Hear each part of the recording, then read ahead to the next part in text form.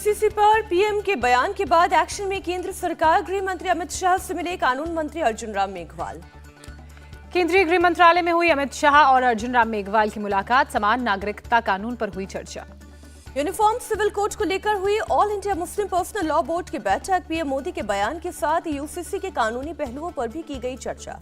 UCC को लेकर मुस्लिम personal board अपना एक पूरा ड्राफ्ट करेगा तैयार। बोर्ड की बैठक में फैसला, शरीयत के जुड़े हिस्सों का होगा ड्राफ्ट में जिक्र। लॉ कमीशन के अध्यक्ष से मिलने का समय मांगेंगे मुस्लिम पर्सनल लॉ बोर्ड के सदस्य। लॉ कमीशन को देंगे अपना ड्राफ्ट। प्रधानमंत्री नरेंद्र मोदी ने पूरे देश में कॉमन सिविल कोड लाने का इशारा दिया। भोपाल में बोले, एक घर में नहीं चलेंगे दो कानून। यूसीसी पर भड़काने वाले वोट बैंक के भूखे। पीएम के यूसीसी वाले बयान पर भड़के एआईएमआईएम चीफ असदुद्दीन ओवैसी। पूछा, कॉमन सिविल कोड लागू करेंगे तो क्या हिंदू मैरिज एक्ट खत्म हो जाएगा? ओवैसी ने यूसीसी को संविधान की भावना के खिलाफ बताया। पूछा, क्या ईसाइयों और दूसरी जनजातियों की परंपराओं पर पाबंदी लगा दी जाएगी? ओवैसी ने यूसीसी पर कहा, भारत विविधता का देश है, यहाँ एक कानून लागू नहीं हो सकता। बाबा साहेब ने भी यूसीसी को मैंडेटरी की बजाय वॉलंटरी रखने को कहा। सीएम ममता बनर्जी का पीएम मोदी पर निशाना। कहा, मुसलमानों की तस्वीर दिखाकर जता रहे हमदर्दी। आपके राज्य में अल्पसंख्यकों और दलितों की उनको पीट कर मार डाला गया। सीएम ममता बनर्जी का बीजेपी पर अटैक। कहा, केंद्र में बस 6 महीने के लिए ही और बची है बीजेपी। एआईएम-पीएलबी सदस्य आरिफ मसूद बोले, देश के सभी वर्गों को संविधान पर भरोसा, वो इसे बदलने नहीं देंगे। हम शरीयत को मान रहे हैं तो इससे दूसरे को तकलीफ क्यों? यूसीसी पर बोले सपा सांसद एसटी हसन। 2024 से पहले देश का माहौल खराब करने की कोशिश कर रहे हैं पीएम। जमीयत उलेमाए हिंद के सेक्रेटरी नियाज फारूकी का बयान। छत्तीसगढ़ के सीएम बघेल ने उठाया सवाल, सिर्फ हिंदू मुसलमान की बात नहीं, आदिवासियों के नियम अलग हैं। यूसीसी के लागू हुआ तो आदिवासियों का क्या होगा? यूसीसी की बात करके मुद्दों से ध्यान भटका रहे हैं पीएम। कांग्रेस का मोदी पर पलटवार। सपा नेता अबू आजमी का यूसीसी पर तीखा हमला। कहा, देश का कानून और संविधान तो बदल सकता है, लेकिन कुरान में लिखी गई बातें नहीं बदल सकती। बीजेपी सिर्फ वोट बैंक की राजनीति करती है, जिससे धार्मिक ध्रुवीकरण हो। जेडीयू नेता केसी त्यागी का बयान। यूसीसी पर पीएम के बयान पर जेएमके का पलटवार। बोले, पहले हिंदू धर्म में हो लागू, दलितों को मंदिर में पूजा करने की मिले इजाजत। बिहार के वित्त मंत्री विजय चौधरी ने कहा, इस मुद्दे पर पीएम अब खुलकर सामने आए। यूसीसी से सांप्रदायिक ध्रुवीकरण की कोशिश। पश्चिम बंगाल में विपक्ष नेता शुवेंदु अधिकारी ने यूसीसी को बताया देश की जरूरत। कहा, पीएम मोदी ने सबके मन की बात की है। बीजेपी नेता मीनाक्षी लेखी का बयान। यूसीसी लागू होने के बाद महिलाओं को मिलेगा उनका असली हक। अवैध धर्मांतरण पर बोले, उत्तर प्रदेश के CM Yogi Adityanath international syndicate करवा रहा है भारत में अवैध धर्मांतरण। अवैध धर्मांतरण के खिलाफ होगी कठोर कार्रवाई। ऑनलाइन गेमिंग के जरिए भी धर्मांतरण का हुआ पर्दाफाश। बकरीद को लेकर सीएम योगी का निर्देश, तय स्थान पर होगी कुर्बानी। सड़क आवागमन बाधित करना हो धार्मिक गतिविधि। कांवड़ यात्रा को लेकर बोले सीएम योगी आदित्यनाथ, यात्रा मार्ग पर कहीं भी खुले में मांस की खरीद बिक्री ना हो। श्रद्धालुओं की सुविधा और सुरक्षा के अच्छे प्रबंध हों। त्योहारों के मद्देनजर सीएम योगी ने कानून व्यवस्था को लेकर की समीक्षा बैठक। वर्चुअली मीटिंग में सभी जिलों के वरिष्ठ अधिकारियों ने हिस्सा लिया। उत्तर प्रदेश में बकरीद से पहले सुरक्षा चाक चौबंद। संवेदनशील इलाकों में पुलिस बल की तैनाती।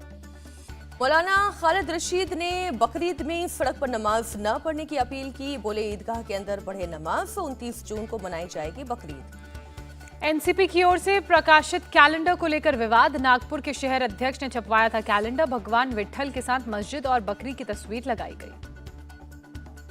बीजेपी ने एनसीपी नेता की ओर से छपवाए गए कैलेंडर का विरोध किया। नागपुर के पुलिस कमिश्नर से की शिकायत। हिंदू देवी देवताओं के अपमान का आरोप लगाते हुए कार्रवाई की मांग की। ईडी ने रियल एस्टेट कंपनी सुपरटेक के मालिक आर.के. अरोड़ा को किया गिरफ्तार। मनी लॉन्ड्रिंग केस में हुई गिरफ्तारी।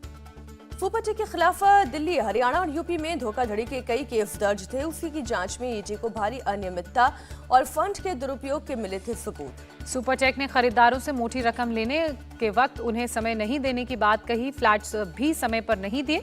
प्रोजेक्ट के नाम पर बैंकों से लिए गए लोन का भी गलत इस्तेमाल का आरोप। दिल्ली में 4 दिन में लूट की एक और बड़ी वारदात। कश्मीरी गेट इलाके में बाइक सवार बदमाशों ने व्यापारी से स्कूटी लूटी। व्यापारी की स्कूटी में 3 लाख कैश रखा था। पुलिस सीसीटीवी की मदद से बदमाशों की पहचान में जुटी। दिल्ली के प्रगति मैदान लूट केस में 7 आरोपी गिरफ्तार। प्रदीप और बाला यूपी से पकड़े गए। सीएम अरविंद केजरीवाल ने कहा, देश की राजधानी में जंगल राज कानून व्यवस्था नहीं संभलती तो जिम्मेदारी हमें दे दें। केंद्रीय मंत्री मीनाक्षी लेखी ने दिल्ली की कानून व्यवस्था को बताया सही। कहा, पंजाब में हालात सबसे ज्यादा खराब। दिल्ली के जंगपुरा एक्सटेंशन में मेघालय सरकार के एडवोकेट जनरल के घर में एक नौकर की हत्या, दूसरे नौकर को चाकू मारकर घायल किया गया। दिल्ली पुलिस की क्राइम ब्रांच ने 2 आरोपियों को किया गिरफ्तार। घायल नौकर एक निजी अस्पताल में चल रहा है इलाज। पश्चिम बंगाल के सिलीगुड़ी में सीएम ममता बनर्जी के हेलीकॉप्टर की इमरजेंसी लैंडिंग। ममता को आई हल्की चोट। चुनावी रैली के बाद खराब मौसम वाले इलाके में पहुंचा था हेलीकॉप्टर। हादसे के बाद ममता बनर्जी का कराया गया एमआरआई टेस्ट। घुटने के लिगामेंट और बाएं कूल्हे में आई चोट। घर में चल रहा है इलाज। ममता बनर्जी को चोट लगने की खबर के बाद आरजेडी सुप्रीमो लालू प्रसाद यादव ने ट्वीट किया, ममता के जल्द स्वस्थ होने की कामना की। राहुल गांधी 29 जून को करेंगे मणिपुर का 2 दिवसीय दौरा। हिंसाग्रस्त इलाकों के हालात का लेंगे जायजा। कांग्रेस महासचिव केसी वेणुगोपाल ने बताया, राहुल गांधी राहत कैंप्स भी जाएंगे और इम्फाल और चूड़ा चांदपुर के सिविल सोसाइटी प्रतिनिधियों से मिलेंगे। राहुल गांधी का दिल्ली में दिखा अनोखा रूप। करोल बाग में बाइक मैकेनिक से बाइक रिपेयरिंग की टेक्निक सीखते नजर आए। राहुल गांधी मंगलवार को करोल बाग के साइकिल कारोबारियों और मैकेनिकों के बीच पहुंचे। बाजार में आने वाली समस्याओं पर चर्चा की। राहुल गांधी बाइक रिपेयरिंग के शॉप में भी गए। दुकानदारों और कारीगरों से की उनकी समस्या पर बात। विरोधियों की जुगलबंदी पर पीएम मोदी का तीखा हमला। कहा, विपक्ष का मतलब घोटालों की गारंटी। पीएम मोदी बोले, गरीबों को लूटने के लिए गठबंधन की तैयारी। इन घोटालेबाजों पर हर हाल में होगा एक्शन। पीएम के विपक्षी नेताओं पर दिए बयान पर शरद पवार ने एतराज जताया। कहा, सोच समझकर बोलें। शरद पवार ने कहा, पटना में जुटे लोग काफी वरिष्ठ नेता हैं और कुछ पूर्व सीएम और संवैधानिक पदों पर बैठे लोग भी हैं। रविशंकर प्रसाद ने पीएम मोदी का समर्थन किया। कहा, विपक्ष का एकमात्र मकसद सत्ता में आकर भ्रष्टाचार जारी रखना। करोड़ों का भ्रष्टाचार करने वाले फोटो सेशन करा रहे हैं। विपक्षी नेताओं पर केंद्रीय मंत्री भूपेंद्र यादव का निशाना। मोदी के भ्रष्टाचार वाले बयान पर संजय राउत का पलटवार। कहा, पीएम का मतलब उनकी पार्टी में आकर भ्रष्टाचार करें। 2014 में पीएम मोदी ने कहा था कि सारे भ्रष्टाचारियों को जेल भेजेंगे। किसे जेल भेजा, दिग्विजय ने पूछा सवाल। बंगाल बीजेपी अध्यक्ष सुकांत मजूमदार का दावा, राज्य को भ्रष्टाचार मुक्त सरकार देंगे। 2024 लोकसभा चुनाव को लेकर मुंबई में महाराष्ट्र कांग्रेस कोर कमेटी की हुई अहम बैठक। नाना पटोले, सुशील कुमार शिंदे, अशोक चव्हाण और पृथ्वीराज चव्हाण समेत सीनियर नेता हुए शामिल। महाराष्ट्र कांग्रेस के अध्यक्ष नाना पटोले का शिंदे फडणवीस सरकार पर हमला। कानून व्यवस्था और वाटर लॉगिंग जैसे मुद्दों पर घेरा।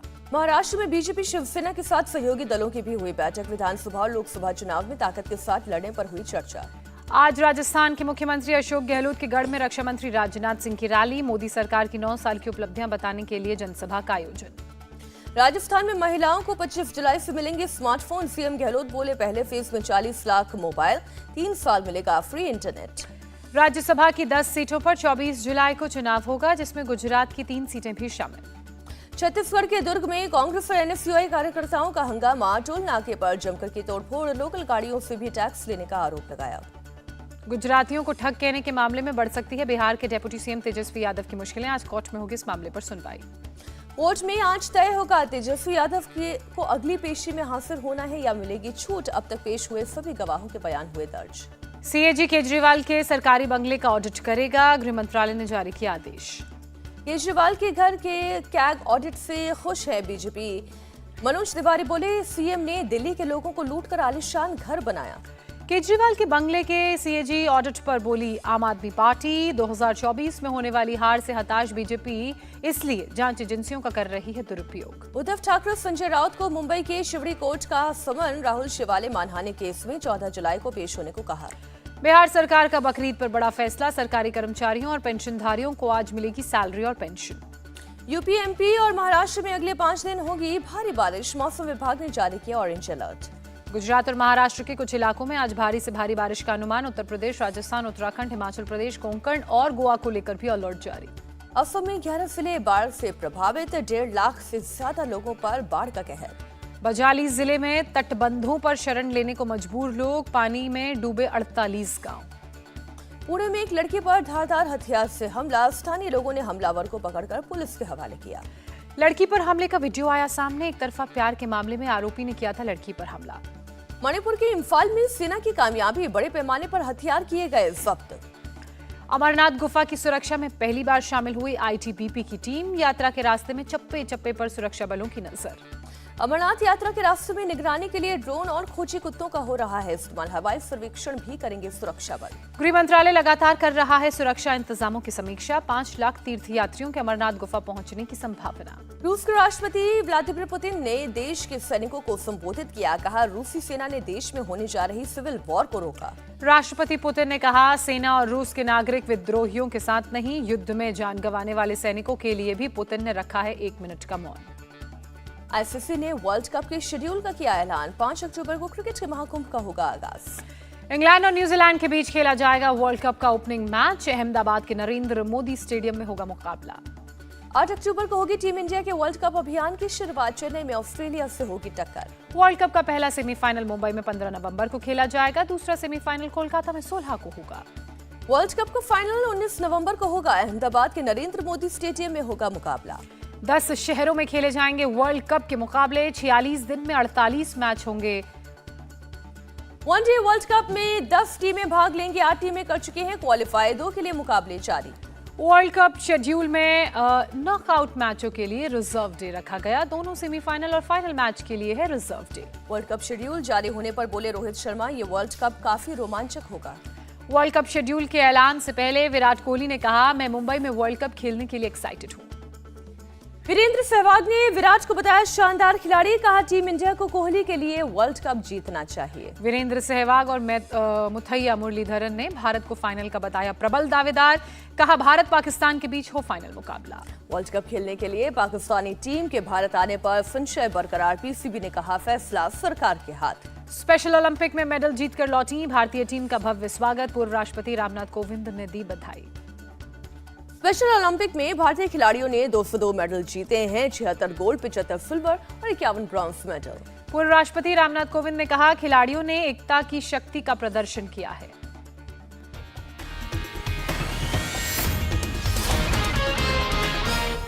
इंडिया टीवी हर वक्त हर जगह डाउनलोड करने के लिए सर्च करें India TV news Google play store या ऐप स्टोर पर।